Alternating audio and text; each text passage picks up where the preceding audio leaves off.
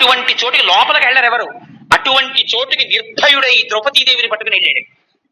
అది చంపడం కూడా అతి నిశ్శబ్దంగా చంపేశాడు. ఒకరి కేక ఒకరికి వినపడకూడదని.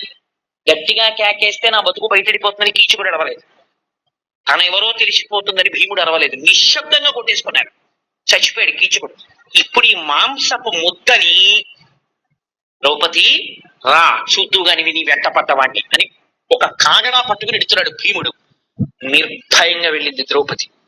వెళ్ళి చూసి శహభాష్ నా పగ తీరింది.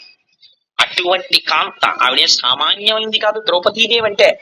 ఆవిడ శీల సంపత్తి వింటే ఆశ్చర్యపోతారటువంటి మహాపతివ్రత. అటువంటి తల్లి ఆవిడ. అటువంటి ద్రౌపది దగ్గర ఇటువంటి ప్రతిజ్ఞ అర్జునుడు చేస్తే ఆశ్చర్యమే ఉందండి.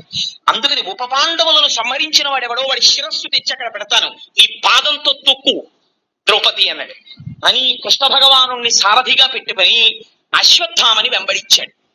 అర్జునుడు వచ్చేస్తుంటే అశ్వత్థామ తన ప్రాణోత్కరణం అయిపోతుంది, తన్ని చంపేస్తాడన్న భయంతో పరిగెడుతున్నాడు రథం పట్టుకుని. ఇలా పరిగెడుతుంటే పోతన గారు ఒక అందమైన ఉపమానం వేసేశారు.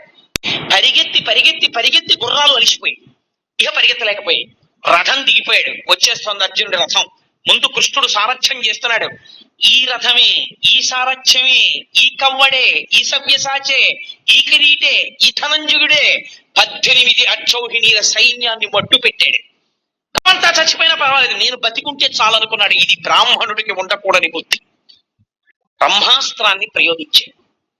అది పొగలు కక్కుతూ లోకములంతటా నిండిపోయినటువంటి ఒక గొప్ప తేజస్సు నిండిపోయి అర్జునుడి మీదకి వస్తుంది. వెనక్కి తిరిగి కృష్ణుడి వంక చూశాడు అర్జునుడు. మహానుభావ, ఎవరు సారథ్యం చేస్తే నేను కురుక్షేత్రంలో గెలిచానో, ఏ మహానుభావుడు సంసార సముద్రమునందు పడిపోయినటువంటి వారిని ఉద్ధరించడానికి వచ్చినటువంటి దివ్యమైన నౌకయో, ఎవరి అనుగ్రహం కలగడం చేత మాయా అనబడేటటువంటి అవనిక తొలగిపోతుందో, ఎవరి అనుగ్రహం కలగడం చేత పామరుడైన వాడు కూడా జ్ఞానమును పొంది తిరిగి జన్మ ఎత్తాడో, అటువంటి నీ అనుగ్రహం వల్ల నేను వీటిని సాధించగలిగాను. ఈ లోకములన్నీ నిండిపోయి సంచుగితం చేస్తున్నటువంటి ఈ తేజస్సు ఏమో నాకు తిరిగి చేయవలసింది అని అడిగాడు. అడిగితే అప్పుడు కృష్ణ భగవానుడు చెప్పాడు. ఉపసంహారము తెలియకపోయినా అశ్వత్థామ బ్రహ్మాస్త్రమును ప్రయోగించాడు. ఇప్పుడు ఆ బ్రహ్మాస్త్రాన్ని నిగ్రహించడానికి